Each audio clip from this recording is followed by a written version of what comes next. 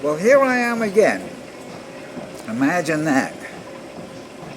Not my favorite place to be, but I wanted to actually talk to you guys a little bit about a really cool suggestion if you're drumming, and another instrument that I think about is a really, really good instrument to take up, aside from drums, that is.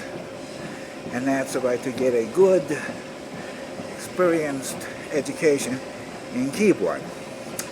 The reason basically I think about the keyboard seems to be, has always been the best choice for me, because I always knew, oh by the way, this is Jeff Indyke, by the way. Who are you expecting, the Avon lady? Oh man, this isn't my favorite thing to do, but it certainly right pays off, as I had mentioned on some other segments. By the way, Danny Britt just told me that the Drum TV channel, the one where I'm on and Danny's on and Art Verdi and a couple of other guys, he said that we reached a million views. I don't know if that's accurate, but if that is, I sure wish I would have played better, you know? But anyway, getting back to my experience as far as playing keyboard is concerned. I knew, very, very early on that as a drummer, because that was the main instrument that I knew I was going to play, though they tried to get me to play the clarinet. It's a really interesting story. When I was in, I guess it was like just junior high probably, or maybe even elementary school, everybody wanted to play drums. So, I wrote down that I wanted to play the drums. I love those red practice pads. And they were really cool. They were like with a stand and everything. And everybody got those practice pads. Love the way that those things looked. But I had to write down a second choice, and so I wrote down clarinet. I figured, well, all right, that looked like a pretty cool instrument. So guess what? I didn't get picked as far as drum is concerned, and I took the clarinet lessons. I'll never forget, I studied with Robert Kane, who, by the way, was a really, really great teacher. I had the pleasure to run into him a couple of years back. I had my eye doctor, funny place to run into him. He was already retired, but I don't know if he remembered me, but I really remembered him. Best wishes. I hope, Mr. Kane, you're doing well out there if you're out there somewhere on Long Island. But anyway, I tried to play the clarinet, and one of the struggles that I had was I didn't have the armature. In other words, I couldn't get my mouth to basically cooperate to basically get a good tone. So most of the notes that I played were squeaks. And I remember playing the thing, and all the dogs on the block would be barking. I guess they didn't like the way I played. I didn't like the way I played. I really didn't play well. I tried. I think I played that instrument for about a year and a half. I could not get it. Never got good enough to play in the school band, but I remember my lessons with Mr. Kane. I also do remember it really hurt my thumb, because you have to keep your thumb underneath that handle. But in any event, finally, when my Uncle Mel, God rest him, decided to give me drum lessons, I gave the clarinet back. Fortunately, my parents didn't have to pay for it. It was kind of given by the school. But in any event, getting back to, and by the way, when I started playing drums, the dogs on the block, because when I grew up everybody had a dog, stopped barking. So I guess they were telling me, you're okay on drums, but stay away from those woodwind instruments. By the way, I love Steve Marcus, the way he plays the soprano sax. Oh, that guy was just most amazing. And I love saxophone players too, although I never had that gift. But as far getting back to the keyboards, I knew that I was going to want to write music. I knew I was always going to write. Now I tried the guitar for a little while, but the problem with the guitar is it kind of hurt my hand because I really wasn't. It kind of really hurt my hand, my left hand particularly, because unless you really know what you're doing, you can kind of strain it. Plus, I really didn't have a very good guitar. Matter of fact, I had a junky guitar basically, and the less quality guitar, the harder is the action on it. I had a guy who had a $1,000 guitar, and he let me try it. I can't believe he trusted me with it. I tend to drop things. But anyway, he let me try it, and you know, it felt like $1,000 guitar.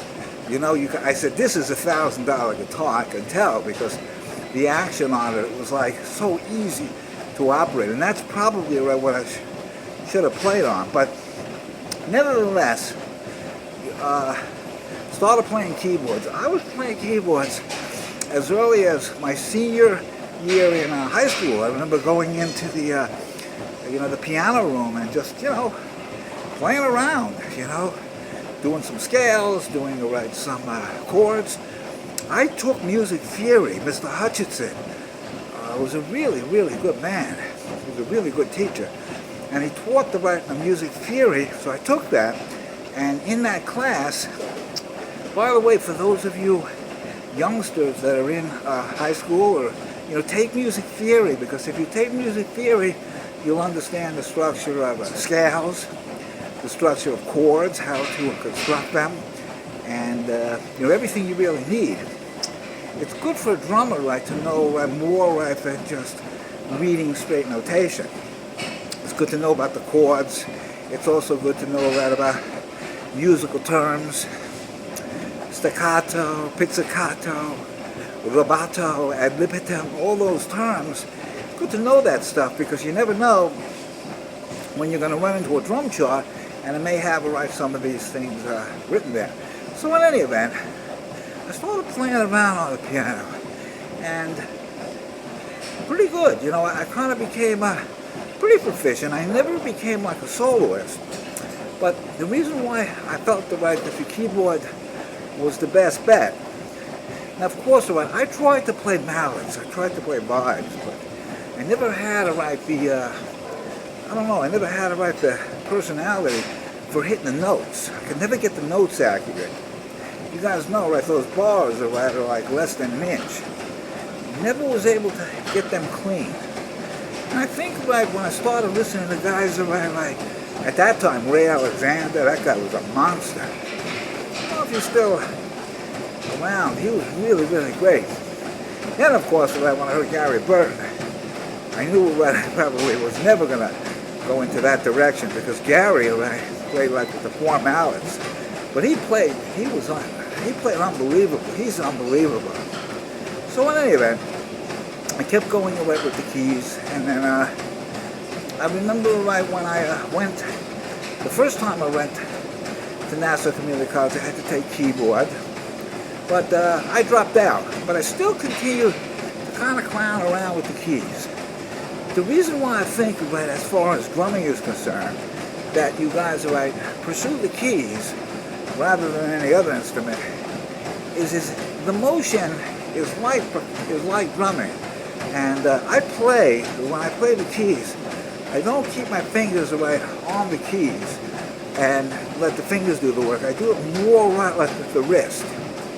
Back to I remember my keyboard instructors telling me that I needed to keep my hands stationary and have the fingers do the walking. But I didn't do it that way. I kind of played more with the wrist, as though I was playing percussion. And it worked, it worked well. And the instructors that I had at that time accepted that, because I told them, there's no way I'm ever going to be able to get what you're asking. I commanded really, really good grades in keyboard when I took keyboard the second time. So in any event, it wasn't until my sister, Ivy, bought me. We had a bet. This was a really cool story. She told me that if I quit smoking, she would buy me a workstation, which is the Korg X3 workstation, and at that time it was $1,000. If I had quit smoking, she would buy me a keyboard, and I quit. And she bought me that keyboard, and I've been, using that right ever since, along with another Korg, which is not an X3, but I use that as a trigger. But in any event, the reason why I would like to encourage you guys to play keyboards if you're a drummer is it's the best avenue to write, especially if you want to write music to accompany your drumming. And so that's what I've done. If you guys, search around on YouTube, I have some compositions that I've actually written. You can hear me playing to my compositions, some of the really cool compositions, up on Reverb Nation. If you go on Reverb Nation, Jeff Indike, there's about, I was listening to him yesterday. There's a lot of songs there. Now I'm playing drums, but I'm playing to the work that I did on the keyboard. And I'm really proud of those compositions. So I guess that's my basic take on that. And it really comes in handy, for writing. And now, of course, to write, I have a very sophisticated keyboard. The workstation enables me to multi-track. So, I would write one track down, and I would write another track down, and then eventually, I would have these full compositions.